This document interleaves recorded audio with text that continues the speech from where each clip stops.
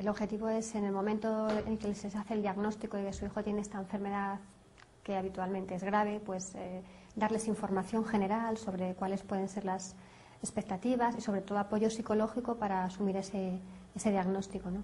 Son muchas, puede haber muchas causas igual que en los adultos. Las más frecuentes en los niños, a diferencia de los adultos, es la cardiopatía congénita, es la más frecuente, tanto antes de operarse como a veces después de operarse. También enfermedades respiratorias. Y otro grupo importante es el grupo de los enfermos en los que no se sabe por qué tienen esa hipertensión pulmonar, que es lo que se llama idiopática, y que también puede ser muy, muy grave.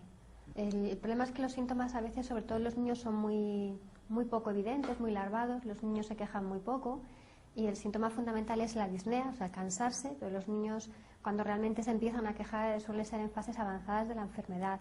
Otros síntomas frecuentes son bronquitis de repetición, que vayan muchas veces a los hospitales con procesos respiratorios, mareos o pérdidas de conocimiento, que también aparecen ya en fases avanzadas. En España hay registros de adultos, pero información sobre la epidemiología de la enfermedad en niños todavía no la hay. En la Sociedad Española de Cardiología Pediátrica y Cardiopatías Congénitas estamos trabajando un grupo de neumólogos y cardiólogos pediátricos para elaborar un registro nacional que nos permita saber la incidencia de esta enfermedad en niños en nuestro país. Las estadísticas para los adultos hablan de una incidencia entre 5 o 15 casos por millón de habitantes. En general son enfermedades que se consideran raras. Para que te puedas hacer una idea, por ejemplo, en países como el Reino Unido, que han hecho un registro nacional, recogían 260 casos pediátricos. O sea, estamos hablando de enfermedades raras, ¿no? Y de hecho se incluyen dentro de esa clasificación de enfermedades raras. Puede aparecer a cualquier edad. De hecho, en los recién nacidos es una cosa normal, fisiológica, que tiene que desaparecer conforme se adaptan a la circulación y al funcionamiento de los pulmones después del nacimiento. Pero puede aparecer como enfermedad ya incluso en recién nacidos y dar problemas serios. El diagnóstico hay que sospecharlo por la clínica. La primera orientación es una ecografía. Se pueden hacer otras técnicas más sencillas, como una placa de tórax y un electro, pero pueden dar información que no sea concluyente. La ecografía es la que orienta el diagnóstico y una vez que la ecografía da la sospecha, hay que hacer toda una serie de batería de pruebas para intentar buscar la causa y confirmar el diagnóstico con un cateterismo cardíaco. Primero hay que saber de qué causa es, porque el mejor tratamiento, si hay una causa que se pueda tratar, es tratar la causa y a veces con eso desaparece el problema. A veces puede ser algo tan sencillo como que los niños no respiran bien por la noche porque tienen una obstrucción por anginas o por vegetaciones o por alguna malformación de la vía aérea. Quitas esa causa y quitas el problema y se desaparece la hipertensión pulmonar, eso sería lo ideal. En otros casos, corrigiendo una cardiopatía congénita, se corrige la hipertensión pulmonar.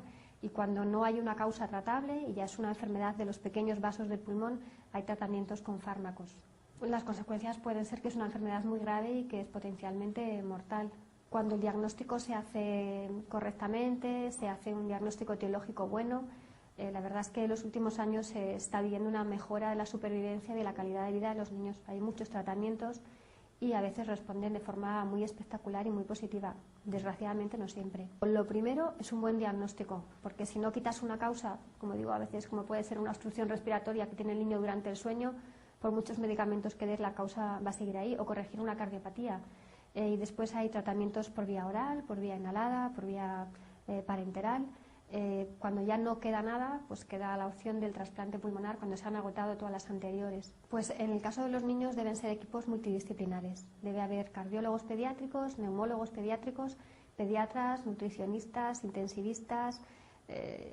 Realmente tiene que formar parte prácticamente todo el hospital porque es muy frecuente en los niños que haya más de una causa y cada uno aporta lo mejor de su especialidad para tratar al paciente. Existen algunas y ya se están creando en más hospitales a medida que mejora la conciencia que se tiene, no solamente en la sociedad, sino también en la clase médica de que hacen falta estas unidades, pues se están creando ya. Se afecta de forma importante porque supone tener un hijo con una enfermedad que no siempre, pero a veces puede ser crónica y altera un poco toda la dinámica familiar. Incluso en el mejor de los casos, que el niño vaya bien con un tratamiento, pues son visitas al hospital, llevar una medicación y sobre todo afecta un poco psicológicamente porque, salvo que sea de esas que con una cirugía o con algún tratamiento fácil de la causa desaparezcan, pues siempre les queda la incertidumbre de qué va a pasar, el niño está ahora bien, qué pasará dentro de 5 años, qué pasará dentro de 10. La primera pregunta es si mi hijo se va a morir por esto o cómo le puede afectar el tratamiento, qué efectos secundarios puede tener. Si hablas de cirugía, pues los miedos lógicos ante una cirugía, y siempre un poco la incertidumbre de cuando hablas de una enfermedad en la que no todo se conoce hoy en día. Los síntomas pueden ser muy parecidos, solo que, como te decía, los niños se quejan muy poquito y es más difícil aún, diría yo, el diagnóstico. Y luego, en cuanto a las causas, sí que el grupo de las que son idiopáticas, es decir, que no se conoce la causa, es igual en niños que en adultos, pero en los niños puede ser aún más agresiva, o sea, que pueden, sin tratamiento, fallecer en muy poquito tiempo. Y luego, en cuanto a las causas, es muy diferente en los niños que en los adultos. En los niños, como decía, de las que son asociadas a una causa conocida, es la cardiopatía congénita la más frecuente. Y en los adultos hay otras etiologías, otras causas que en los niños se ven muy raramente, como es la que se asocia a enfermedad tromboembólica, o sea, por ejemplo, en los niños es muy rara. O las enfermedades autoinmunes también son mucho más raras en los niños que en los adultos.